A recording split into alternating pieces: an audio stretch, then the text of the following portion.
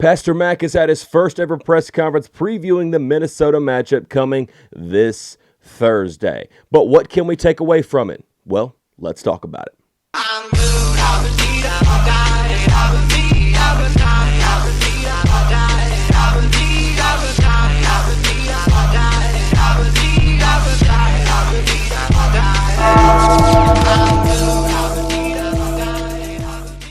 What's going on, Tar Heel Nation? My name is Nathan. I am one half of your Heel Brothers. And Mack Brown has had his very first press conference this past Friday, previewing the Minnesota matchup on August 29th, this Thursday on Fox at 8 p.m. Eastern Standard Time. Can't wait for that game. We're going to be doing a live watch party, so if you got nothing planned and you just want to watch the game with us, hey, come hang out with us. We're going to be live here on YouTube at 7:45 all the way throughout the game. You guys can comment, talk to us. Might have a couple of special guests in there as well, and it's set to be an awesome, fun time. And also, if you're brand new here to the channel, be sure smash that like button, comment down below, and also hit the subscribe button and put the notification bell on. You never want to miss another video all throughout football season. Got a lot of things planned, and my calendar back behind me is absolutely filled with things we got to get done for you guys that we want to share with you all. But looking forward to this game coming up in just a couple of days. And Mack Brown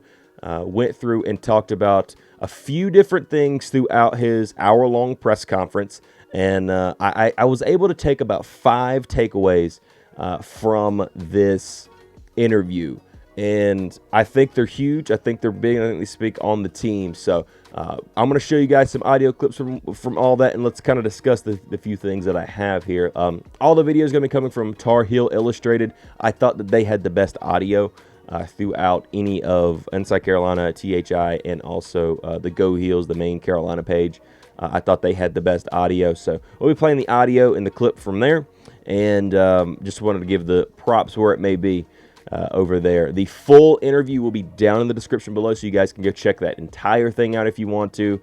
It's a good listen, and listen to Mack talk about it. He kind of gets a little chippy in this thing too, so it's always fun to see. But hey, let's open this thing up, and let's talk about the very first thing that I have here, and that is penalties. He talked about this right out the gate of the presser. I'll let you take a listen here. We've had more penalties than we should have. We've got the best academics in the ACC, the 3rd best in the country, so we shouldn't be having penalties. So we've talked to the guys about that's a lack of discipline when we have penalties.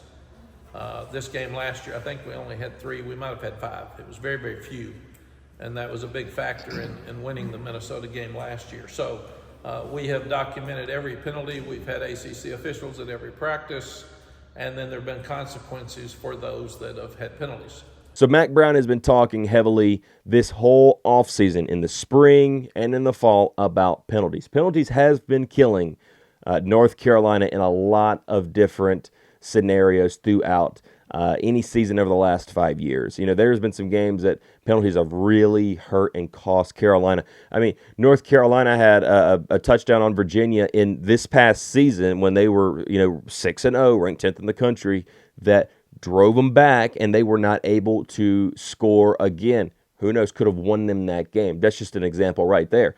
So he's been drilling people hard about the penalties. He's talked about, hey, we're one of the smartest teams. We're the smartest team in the ACC, one of the smartest teams in the country. Why in the world are we committing so many penalties? We got to cut that thing down. And I do like, if you continue on listening, he said that he had all the screens in the locker rooms. He's been putting the name of who committed the penalties, the penalty, and how many penalties throughout the time that there have been. And I like that the players have been taking this to heart and trying to clean that stuff up. ACC officials being at all the practices, all that stuff matters, because in game 1 against Minnesota, this game's going to be tight. It's going to be within the margins, man. You cannot turn the ball over, but most importantly, you cannot commit a ton of penalties and give up yards, whether you're on defense or on offense. So that would just make everything easier for Minnesota going into the game. And like I said last year, we only had like 3 or 4 penalties last year, and they beat us in that category. They had way more than us. So you're okay with that. If that kind of holds suit, it gives you a better shot against a team like Minnesota with how tightly contested this thing's going to be. Now, the next one is a fun one, and we've kind of talked about this a little bit on this channel before. It's like high energy practices, and also being a player-led team. This is the stuff that I absolutely love hearing about, and maybe you guys will. It's been the most fun camp I've ever been around because the guys have done everything we've asked them to do. They've been ready to practice every time. We haven't had a bad practice. We've had tremendous leadership. It's the best leadership. We talk about player-led teams being important. This is the best we've had on this team since we've been here. Mack Brown has been very conservative over the last 5 years about telling you which teams he liked watching in practice and teams that he didn't. The 2022 team, Drake May's first year, he said he really liked that team and the way that they were moving in practice and things of that nature, real high energy, and he really liked them, and you ended up having your best season to date since 2015 in that year, and that ended up being 9-5. And you're hearing this again. You heard some of it last year as well. One of the biggest problems Carolina had last year was injuries, and that's actually going into the next portion of this.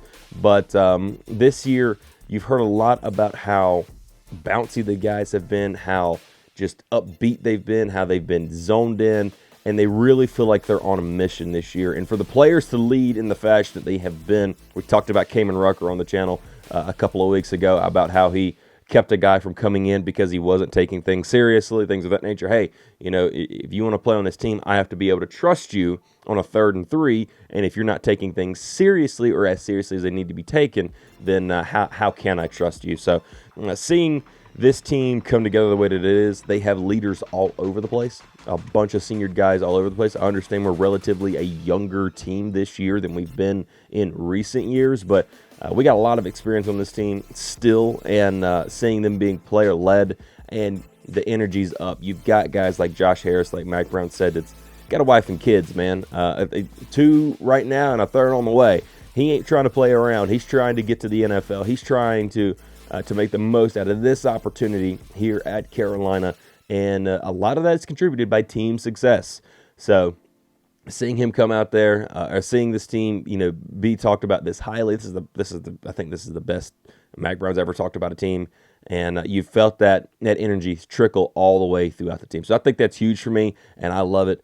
But hopefully it really does contribute this Thursday when they go up to Minnesota. The next one being, and this is going to be a huge thing. Now, this could change. Now, this was last Friday when he did his press conference, but this could absolutely change. But everyone being healthy. This is a huge deal if you're a Carolina fan going into Minnesota, a team that is big time. They have depth, and we're going to need that depth if we're going to be able to compete with them, because they're going to be able to throw bodies on you, big bodies at you, and Carolina's got to be able to answer with some fresh bodies throughout the game, because you don't want to wear down, considering how close this game's going to be within the margins.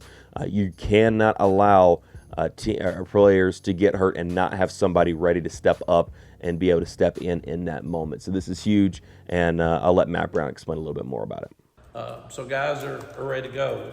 We had some soreness in the receiving corps, and all those guys are back out there running around. So we feel like that they're all in a position to play as of right now for next Thursday.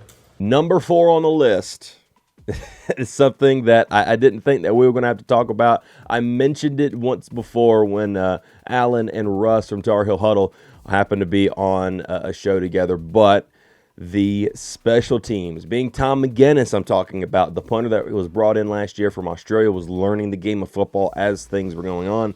He got put in there as we lost Ben Kiernan and also Ryan Coe, your kicker as well. So Noah Burnett had to step up for him.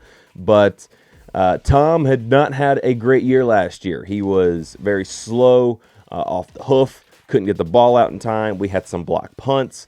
And special teams has been a topic of concern for Carolina over the past couple of years now. So with him, Mack Brown's talking high about him. I'm surprised. I can't explain it any more better than he can, so I'll let him do it. I am excited about Tom as our punter. He has improved a lot. He is getting it off quickly. He can conventional punt or rugby punt. so it gives us advantages. So he's really done a good job, because I was asked that early in camp, and he's come on and done a tremendous job. And Noah Burnett made nearly all the kicks last year, so we should be good in those two areas. You don't know how happy it makes me to hear Mack Brown talk about how he's happy with Tom McGinnis and the improvement. If you guys remember, dial it all the way back when you go to, I believe it was late spring practice, late spring practice or early fall practice, like maybe the first couple of practices.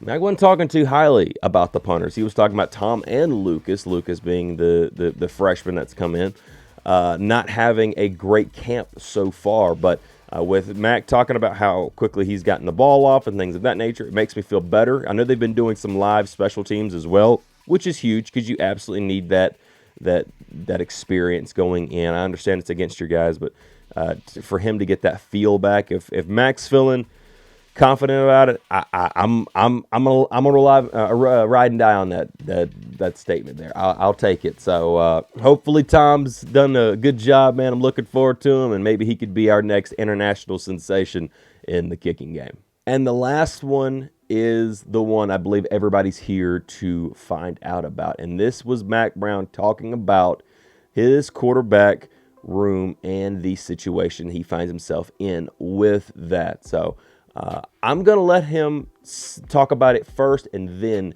we'll talk about it and wrap this thing up. We will have both quarterbacks ready, and we would play them based on how the game would dictate. When you go into the game, there'll be some that will hear this and say, he said he's going to play two quarterbacks. That's the dumbest thing I've ever heard in my life. There'll be some that say, I can't believe they don't have a quarterback. They don't even have one. And there'll be some that say, oh gosh, maybe we got two quarterbacks. And really and truly, they're both good. They're both good enough to win. But we've got to figure out what during the game works the best to win the game. So Mack Brown, if you continue watching the clip, he got a little chippy a little bit with some reporters when it comes to this situation. But what I took from Mack Brown, and I'm trying to be as on par with him as possible on this, but what I took from Mack Brown talking about is really what he's going to do. He's talked about how he's going to play. He wants to play two quarterbacks as the season, kind of unfolds and see how it goes. Basically, what I'm gaining out of this, especially in this game against Minnesota, both quarterbacks are going to be ready to play. I believe Max Johnson's going to get the first bite at the apple to go out there and play. But if the offense isn't gelling right, he's going to make that move. And if Connor Harrell starts to do some good things, you're going to keep him in. Now, that's what I gauged out of him. He's going to see how this game unfolds. And if the offense is producing, then, why change your guy? That's why I think he went on to state later on, if kind of like in a smart response, but also being serious at the same time. He said, if one of these guys looks like Drake May and he's going out there and winning all the games and the offense is flowing, then, why change him? So I think that's what the deal is. He wants to have two quarterbacks ready to play, because he did talk about how back at Texas he had Colt McCoy and he wanted to get him the Heisman, and they lost the national championship to Alabama because they had a young guy that wasn't even ready, hadn't had any game time. So I do believe that, and I had some gripes about this last year when Drake May was in the game up against Syracuse like 40-3. Like, why is he still in the game? Take him out. Get him out of there. So I do believe that there's going to be times that we're going to be playing two quarterbacks anyway. But in crunch time, and you need to get down the field, things of that nature, he wants to find out who's going to be the best option. And both guys are going to be ready to play.